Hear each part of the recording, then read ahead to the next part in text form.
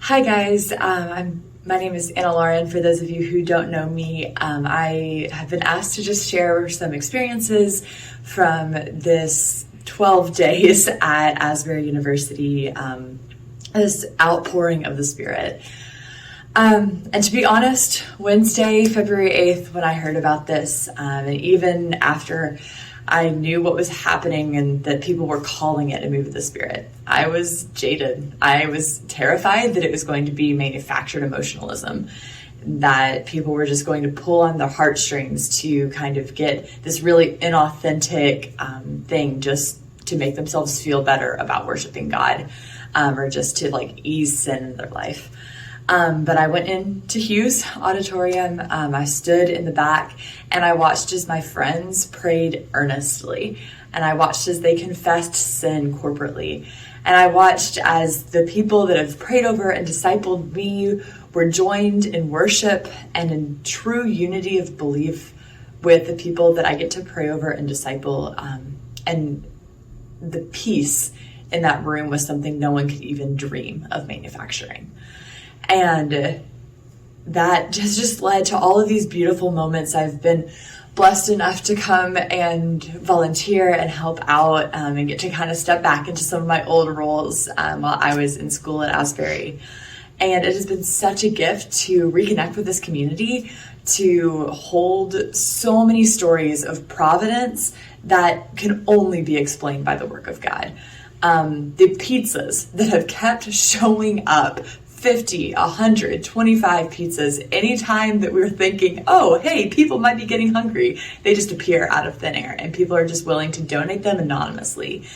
Nothing about this has been done for the glory of man.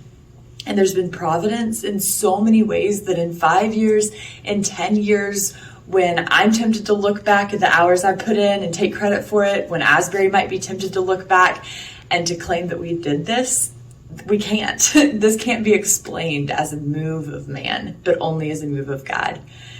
And I think for me, a lot of what I've just experienced and seen personally has been the growth in my friends' lives, and getting to bear witness to the work of God just that surrounds me and in these relationships that are so dear to me. And I am privileged beyond belief to be in a community and still connected to this place where I was so deeply shaped and formed, and get to watch that happen in the lives of the people that I care deeply about. I think there's been several, I don't know that I have a big moment out of this, but there's been several small moments where the presence of the Lord was just so close, and I feel just analogized what the kingdom looks like. One of those, I had the opportunity to lead worship on the first Sunday. And while I was up there, it was so clear. I couldn't even hear our voices in the mics because the roar of the crowd's praise was so loud. And one of the people I was leading with had perfect pitch. And our guitarist, we needed a new guitar. The old one was wearing out. We'd been playing for that long, and all of our tuners were dead. And so he stood over, just pulled her aside, and she just kind of leaned over the guitar, and he tuned the guitar to her. And to me, that's been the beautiful picture of what this entire outpouring has been, of the people of God throwing away all of the artificial measures of what is good and what is right or what is trendy or what is cool, and coming before God with humility, saying, you alone, O Lord, know what is right and know your will.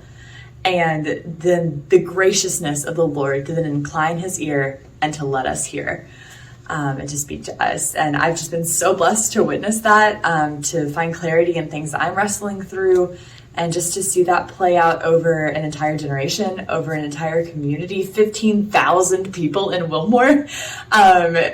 The shock and awe of this will be something I'm talking about for the rest of my life, as will the humility and the bowing low that I've seen.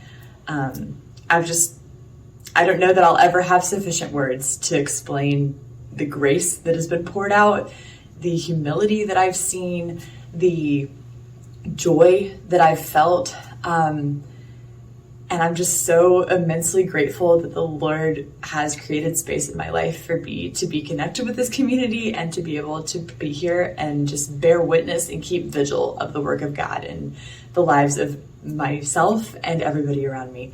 So thank you all so much. I know a lot of you have come out.